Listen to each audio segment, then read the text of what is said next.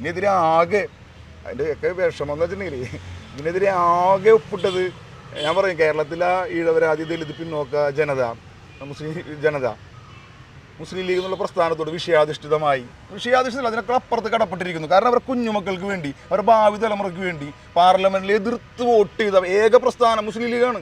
പിന്നെ ഒവൈസിയും മുസ്ലിം ലീഗ് ഇതിനെതിരെ ആദ്യ ഘട്ടത്തിൽ അഭിപ്രായമൊക്കെ പറഞ്ഞപ്പോൾ പിണറായി വിജയൻ മുഖ്യമന്ത്രി പറയുകയാണ് ഇവർ സാമുദായിക ധ്രുവീകരണം ഉണ്ടാക്കാൻ നോക്കുകയാണ് എന്നൊക്കെ എന്നിട്ട് ഭയങ്കര അഭിപ്രായമൊക്കെ പറഞ്ഞു. അപ്പോഴേക്കും അവർ പെട്ടെന്ന് ചാപ്പ കുത്തുമല്ല ഇതിനെതിരെ. അപ്പോൾ അതുകൊണ്ട് അവർ നിർത്തി. എന്നാൽ SNDP പോലുള്ള പ്രസ്ഥാനങ്ങൾ ഇതിനെതിരെ കൃത്യമായ മുന്നോട്ട് വരുന്നില്ല.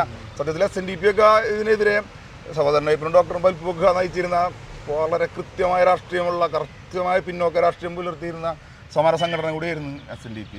ശ്രീനാരായണ ധർമ്മ പരിപാലന യോഗം എനിക്ക് അറിഞ്ഞൂടെ ശ്രീനാരായണ ധർമ്മ പരിപാലന യോഗമായി മാറിക്കൊണ്ടിരിക്കണോ എന്നുള്ള ഉണ്ടായത്. ചിലപ്പോൾ ഞാൻ പിന്നെ മനസ്സിലായി CPI-ലും CPM-ലൊക്കെ ഉൾപ്പെടെ ഒരുപാട് പേർക്ക് ഇതിനകത്ത് അമർഷമുണ്ട്. പിന്നെ വെച്ചിട്ടുണ്ടെങ്കിൽ സമ്മേളനങ്ങളൊക്കെ ഇപ്പോൾ ചർച്ചകളൊക്കെ വരുന്നുണ്ട് ഇപ്പോൾ തുടർച്ചയായിട്ട്. ആദ്യ കാലഘട്ടങ്ങളിൽ ഇത് പ്രശ്നം പലരും മനസ്സിലാക്കിയിരുന്നില്ല. പിന്നെ MBBS-നും ഇത് +2 തുടങ്ങി LLB തുടങ്ങിയൊക്കെ മക്കൾക്ക് സീറ്റ് കിട്ടാതെ വരുന്നു. ഇതിൻ്റെ ക്രൈറ്റീരിയ ഒക്കെ ഉണ്ടല്ലോ.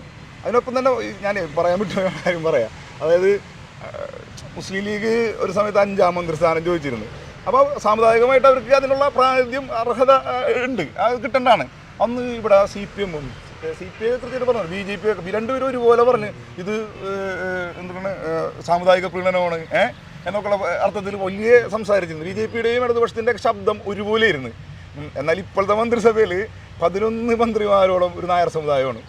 അപ്പോൾ ഒന്നും ഒരു സാമുദായിക പ്രീണനമില്ല. ഈ കമ്മ്യൂണിസ്റ്റുമായിട്ട് CPI CPM പാർട്ടികൾക്ക് വേണ്ടി ഇവിടെ ചാവാൻ കൊല്ലാൻ മരിക്കാൻ എല്ലായിടത്തും നടക്കുന്നവർ ഏത് സമുദായങ്ങളാണെന്നൊരു സെൻസ് നടത്താം. സെൻസസ് ഒന്നും നടത്തണ്ട. 6 മാസമായ പ്രായ കുഞ്ഞിനെ മേറ്റിയും ഗ്ലാബ്സ് ഉണ്ടാവും, അത് വിളിച്ചു കിടക്കുന്ന എത്ര അമ്മമാരെ നമുക്ക് കാണാമെന്ന് അറിയും. ആ ജനതയെ ഉപയോഗിച്ച് തന്നെ ആ ജനതയെ വഞ്ചിക്കുന്ന അവസ്ഥയാണ് ഇടതുപക്ഷ സർക്കാർ ചെയ്യുന്നത്. ഇത് ക്രൂരത ഒന്നും പറയാൻ പറ്റില്ല. അതിൻ്റെയൊക്കെ അപ്പുറത്ത് പുതിയ വാക്ക് കണ്ടെത്തേണ്ട അവസ്ഥയാണ്.